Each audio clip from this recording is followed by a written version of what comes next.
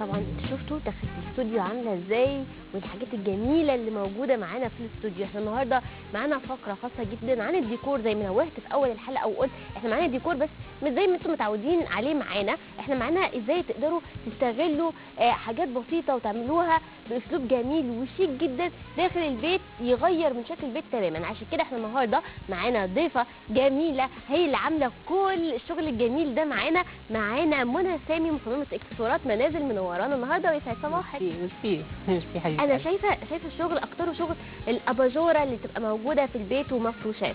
بالظبط. خليني قبل ما ندخل في تفاصيل ونتكلم بشكل كبير على الموضوع ده، خليني اعرف ازاي ابتديتي الموضوع ده، ازاي ابتديتي؟ الاول اقول لك صباح الخير. صباح الفل يا جماعه. واقول صباح من مصر لكل الدول العربيه. بدات بقى الموضوع ده من حوالي 8 سنين. كان عندي جاليري كده صغير وبعدين قفلته لظروف معينه. بس زباين الجاليري كانوا بيحبوا يستشيروني في حاجات وبالنسبه لمفروشات البيت. فبعد كده ابتديت ان انا اتخصص في كده. طب انتوا بتسالوني يبقى انا لازم اخد خبره. ابتديت اعمل بحث عن ايه الجديد، ايه المميز اللي اقدر اقدمه. يعني هي ابتدت موهبه وبعد كده انت نميتيها بالدراسه عن طريق البحث. بالظبط كده، لان كتير جدا بيجوا يسالوني. انا كان عندي جاليري مجرد ان انا ببيع، لكن بيجوا يسالوني طب نحط دي فين، طب القطعه دي نعمل بيها ايه. فابتديت ان انا اعمل طب لازم بقى اقوي نفسي من ناحيه الديكور علشان اقدر افيد غيري. فابتديت ان انا ابحث واشوف ايه الجديد وايه المميز برضو اللي يميزني انا. ما هو ممكن اي حد ممكن الطبع بتاعك انت، البصمه بتاعتك انت في الحاجه.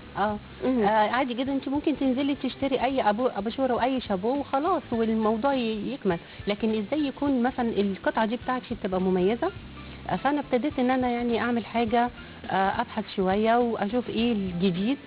فلقيت نفسي كده بحب ايه، مايله للتراث بتاعي، للهويه بتاعتنا، الهويه العربيه. الهويه العربيه بتاعتنا، الطابع الشرقي بتاعنا ده لوحدي كده لقيت نفسي بميل ليه. وبالصدفه وهو الموضه تقريبا بالصدفه لقيته موضه وماشي جميل جدا. طيب خلينا نتكلم على حاجه. احنا اكيد كل سنه او كل جيل بيختلف الموضه بتاعته في الاساس بتاع المنزل، في المفروشات اكيد بتختلف عن الثانيه، بس ساعات بنرجع لورا تاني. يعني انت شايفه مثلا دلوقتي احنا في 2013 ممكن نكون رجعنا تاني مثلا للستينات او السبعينات. بالظبط كده. وبعدين هي ما اسمهاش رجوع، هي موضه. بتبص تلاقي الموضه دي ماشيه شغاله معاكي. زي دلوقتي احنا بنلبس نفس البنوتات بتاعتنا فساتين سعاد حسني والحاجات بقصات الشعر ابتدت تاني سعاد حسني. يعني هي بتبص تلاقيها عجله دواره. طب هنروح فين؟ طب ما لازم القديم ده يرجع تاني ويرجع بشكل بس في لمسه بقى احنا بنديها له. برضو لمستنا احنا بقى الجيل الجديد اكيد. فابتديت ان انا اعمل حاجه يعني تحيي التراث بتاعنا وبرضو فيها لمستي انا. اكيد طبعا. انا دلوقتي عايزه اعرف ايه هي الخامات. يعني مثلا ده مدي على ستان. ايوه. عايزه اعرف الخامات اللي مستخدمه دلوقتي في المفروشات البيت. انا مش بتكلم على يا جماعه الليفنج، الكنبه، الترابيزه، لا انا بتكلم المفروشات اللي ممكن نغلف بيها مثلا الكنبه او نحطها على الترابيزه او نعملها بالاباجوره. فانا عايزه اعرف الخامات المستخدمه دلوقتي الاكثر طلبا. الاكثر طلبا دلوقتي ان انا اساسا بدخل بشوف الديكور الفرنتشر ايه، وانا بنسق عليه الحاجه اللي تليق عليه. يعني مثلا عندك انت فرشه جلد، ببص تلاقيني انا لقطت حته الجلد دي وابتديت ان انا اعمل مفرش للسفره من الجلد. عملت شابو وعملت له حليات من فوق جلد. نسقت الموضوع بحيث ان هو يبقى فيه كونتراست وفي تناغم. انت مرتاحه له، عينك مرتاحه له. يعني حسب الفرنتشر او العفش اللي عندك. هو ده اللي بيخليكي انت تفكري. طب انت انا هعمل ايه، هجيب قماش ايه، طب هستخدم الخامه اللي عندي هستخدمها ايه. فتنوع الخامه حلو قوي انك انت تنوعيه، بس لازم يبقى في تناغم بينه وبين برضو الحاجات الموجوده. احنا دلوقتي بنتكلم على الماتيريال او الخامه المعينه اللي احنا بنستخدمها. طيب خلينا نروح لحاجه ثانيه ونتكلم على الالوان. يا ترى مثلا احنا مثلا شايفين ده، انا عايزه اقرب بس معاكم عشان عايزه اوريكم حاجه. استاذ احمد عايزين نشوف ده. يعني مثلا دلوقتي دي مناديل عاملين غلاف جراب للمناديل معانا. طيب احنا دلوقتي نقول اللون بتاع المناديل او الماتيريال والخامه دي لازم تكون برضه نفس لون الكنبه، نفس لون الستاره اللي معانا، نفس لون الحائط، ولا ممكن نخليها لون تاني خالص عشان يعمل ينطق المكان يخليه شكله احلى؟ حضرتك شايفه ايه؟ بتقولي ايه يعني؟ تقولي قولي لنا حاجه عن الموضوع ده. هقول لك دلوقتي. انا بعتبر ان بيتي زيي، انا بحب لما اجي البس اكسسوار البس حاجه لايقه على بعضيها، مش هلبس فضي مع اكسديه مع ذهبي مع لا. فانا دلوقتي اكسسوار البيت، عشان كده بقول لك تصميم اكسسوار البيت حلو قوي، انك انت تزيني بيتك زي ما بتزيني نفسك وانت خارجه. عجبني قوي التشبيه ده، فعلا البيت كانه بنوته مثلا وتعملي لها الاكسسوارز بتاعتها. زي ما بتهتمي بلبسك اكيد هتهتمي ببيتك، فلازم تعملي اكسسوار بيتك لايق على بعضه برضه، زي انت ما بتلبسي اكسسوارك يكون لايق على بعضه. فمش معقول ان انا هجيب حاجه منفره مع بعضيها، لا بالعكس. انا ببتدي ان انا اجيب مفرش السفره لايق برضه مع علبه المناديل، وبعدين هنا انا لو انت لاحظتي ان انا عملت المفرش الشابو كله الخط الاسلامي اللي هو الكوفي. والمفرش مش معقول هعمل نفس المفرش زيه، فكسرته بحته ان انا ادخل معاه البني الساده. يعني انت نقدر نقول انت لعبه بالالوان والخطوط والنقوش اللي موجوده هنا. يعني الشابو هو الغطا او الطاقيه بتاعت الاباجوره. شوفي عاملين بالخط العربي زي ما انتم شايفين، والمناديل خط عربي. كسرت اللون بتاع المفرش باللون البني عشان تعمل كونتراست وتناسق حلو مع الفرنتشر طبعا اكيد.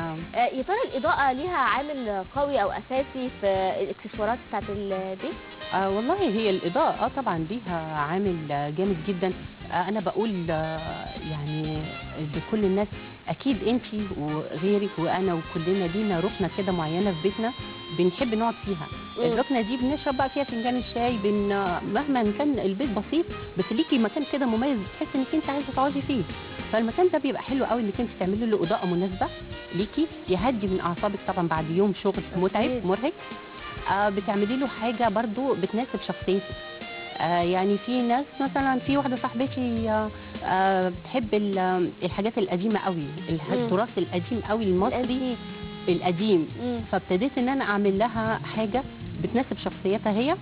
عملت لها، طبعت لها الوشوش بتاعه الممثلين القدام، اللي هو اسماعيل ياسين، زينات صدقي، الاسري، الناس الجماعه الحلوين دول، وعملت لها منهم كوليكشن جميل جدا. مفرش برضو بيترمي على الشيزلونج مع الشابو الاباجوره مع علبه المناديل، بس نسقت لها برضو الالوان. فحاجه انك انت مرتاحه لها وتناسب شخصيتك. وطبعا الاضاءه انت عارفه بتريح الاعصاب، وحلوه قوي الاباجوره، انا بحبها. الاباجوره نوعها هادي وخفيف، بحبها. ايوه، مريحه للاعصاب، وممكن تساعدك انك تبقي تعملي ريلاكسيشن جنبها، تنامي جنبها. فحلو، كلنا اكيد محتاجين هدوء الاعصاب. انا عجباني الاباجوره والشابو ده، انا بحب اللون البنفسجي او الموف. فانا شايفه اللون ده خطفني بجد من ساعه ما شفته. في شغل كتير. انا شايفه حضرتك جايبه لنا برضو شغل هتعمليه معانا او توريه لنا ازاي البدايات. انا هعرف الست البيت، نقدر نقول كده، لان هي اللي هتعمل حاجه زي كده. هعرفها ازاي بطريقه بسيطه قوي انها تعمل شابو اباجوره. برضو انا القماش هي هتنزل تجيبه، برضو هي مرتاحه له وبيناسب برضو الفرنيشر عندها. وتبدا تعمله بطريقه بسيطه. اي قماش، مفيش حاجه معينه في. لا بس برضو زي ما بقول لك كده، انا اعرف ان عندي على قطيفه هنزل اجيب حاجات قطيفه، عندي على حرير شويه هنزل اجيب حاجات على حرير. فبرضو يعني لازم يبقى في تناغم. هي ست البيت ليها اكيد نظره وفاهمه ايه اللي ممكن يناسب الفرنيشر الاساس بتاعها. طيب انا عايزه نشتغل حاجه وتوريني ازاي اتعملت دي، عشان شايفه نزل منها اكسسوارات ده شكلها لذيذ. فانا عايزين نشوف، قولنا بقى. باذن الله. بصي، هي سهل، الموضوع سهل جدا، مش صعب. لان انا اول ما دخلت في المجال ده افتكرت ان هو صعب، طب ازاي هعمل كده. ابتديت ان انا اجيب شابو افكه علشان اعرف بيتعمل ازاي. لقيته ان هو فيه شاسيه معدن، هو بيبقى اوريدي معمول كده. لا هو مكفي. انا لما جيت افكه عشان اشوفه هو مكفي، فابتديت ان انا افكه لقيته ان هو من الداخل شاسيه معدن. فابتديت ان انا طبعا عايزه اشكال ثانيه مختلفه زي ما انت شايفه كده، في كذا شكل مختلف. شكلك فكيتي حاجات كتير قوي في البيت. لا هي حاجه واحده بس، ما تقلقيش. انا بس مجرد ان انا عرفت هي بتتعمل ازاي، في سر كده، تكه صغيره ابتديت ان انا اعرفها وخلاص. فين السر بقى؟ عرفت اعملها بقى بعد كده. تمام. جبت الشاسيه طبعا. طبعا عايزه شاسيهات كتير. ابتديت ان انا ارسم الرسمه او اخدها اديها للمصانع اللي هي بتاعت المعادن او السلك الحديد. ابتدى ان هو ينفذها هو لي. مش موجود اصلا في السوق، مش نقدر نلاقي. ممكن، بس الهيكل بتاع يتعمل الأباجورة؟ احسن، يتعمل احسن، لان انت دلوقتي لو نزلت الاسواق يعني مش هيديكي الواحد، مش هيديكي، يعني انت اعمليه احسن بنفس الشكل بالحجم اللي انت عايزاه، والحجم اللي انت عايزاه. والورش دي موجوده كتير جدا. او ممكن على فكره يعني انها تفك القديم عندها وتعمله. سهل ما هو جدا فعلا. في ناس بتقول لي طب هو قدم وانضفه ازاي؟ يا ستي فكيه واعمليه. جيبوا قماشه واعمليه. ده سهل جدا. طيب. فابتديت لقيته ان هو فيه شاسيه زي كده. لا طيب ماشي. انا افتكرت بقى ان احنا بنحط البطانه زي اي حاجه ونكفي عليها الطبقه الخارجيه. هنا لا، هنا بنحط الطبقه الخارجيه الاول. الطبقه الخارجيه الاول بتتحط. طبعا هي ليها رسمه معينه. انا ده مدي شكل الكلوش شويه. كلوش. ترسمي بورقه وقلم الاول صح؟ بعمل باترون.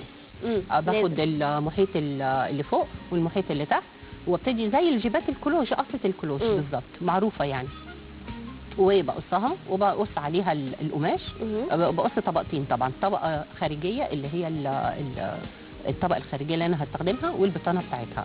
بس بزود طبعا شويه علشان انا بتني بشتغل هنا وبس. انا هنا طبعا دي عاملاها بخيط فاتح علشان طبعا الاضاءه تجيبها او الكاميرا. بنفرج بنفس الطريقه دي. هي غرزه بسيطه جدا، بتبتدي تتني وتخيطي سرجه وتثبتي على الحديد. كسيتي الشكل الخارجي. تحت مخيطه باسلوب مختلف عن اللي فوق. عادي، اصلها هي مش غرزه يعني اي حاجه أيوة حاجه خلاص. ده مش هيبان. لا بس المهم ان انا اشد واثبت على الحديد. ماشي. بس باي غرزه بقى يعني ايا كانت. انت ممكن غلطتي في غرزه عادي جدا، ما فيش مشكله، مش هتبان اساسا. طيب والخطوه انا عملت خلاص الطبقه الخارجيه ايا كانت. انا طبعا حاطه قماش اي كلام علشان بس بشرح عليه. ببتدي اجيب البطانه اللي جوه اللي انا هعملها. وليكن مثلا هتكون دي. انت قلتي بيختلف من جوه عن بره صح؟ ايوه طبيعي. بالظبط. بتبقى طبقتين، طبقه هنا وطبقه هنا. بصي ده انا شايفه، انا عايزه بس المشاهدين يشوفوا معانا هنا. ده معمول له خلصان اهو. وكان كده برده كانت الخياطه برده باينه فيه كده عادي باينه جدا. هو انا في مثلا اهو شايفين الطبقه دي اللي موجوده اصلا اللي هي عاملاها معانا. ودي الطبقه الثانيه. دي احنا بقى اللي هناخد الطبقه الداخليه اللي انت شفتيها دي اللي هي بسميها البطانه. وبحطها من الداخل كده. ببتدي من الداخل. احنا هنراعي طبعا ان احنا عندنا هنا 3 عواميد جوه. طبعا احنا هنحاول ان احنا نبعد عنهم خالص او نوسع لهم، لان طبعا مش هنكفي عليهم. وابتدي اتني كده واعمل بالمنظر ده. ماشي كده. وابتدي اسرج تاني او اعمل غرزه اسمها لف يعني كده برضو عشوائي. خلاص. هثبتها من فوق وهشد من تحت برضو، هعمل نفس الطريقه هتديني نفس الشكل ده. وفي اطار زي كده زي البيج. الاطار ده بناخده وبنمشيه هنا، بيدينا شكل جمالي وبرده بيخبي زي ما انتوا شايفين. خلي بس برضه عشان يبقوا معانا مركزين معانا. استاذ احمد نشوف معانا. ده الاطار. ده الاطار ده بنحطه ليه شكل جمالي حلو بالظبط كده. بيدي شكل جمالي وبيخبي لي طبعا الخياطه اللي انا عملتها في نفس الوقت. وانا بشد من جوه بيديكي نفس الشده. لو سمحتي دوري بس الشابو بتيجي نفس الشده دي. فاحنا كده شدينا الموضوع نظيف جدا، ما فيهوش اي باين اي خياطه. سهل جدا وجميل جدا. وبعدين بس تعود وبعدين بايديكي بالخيط. هو في ناس بتلزق بالصمغ بس انا بحب بخيط. ترجعي الخياطه عشان ما بتكون امتن شويه. لكن الاطار الخارجي بنلزق.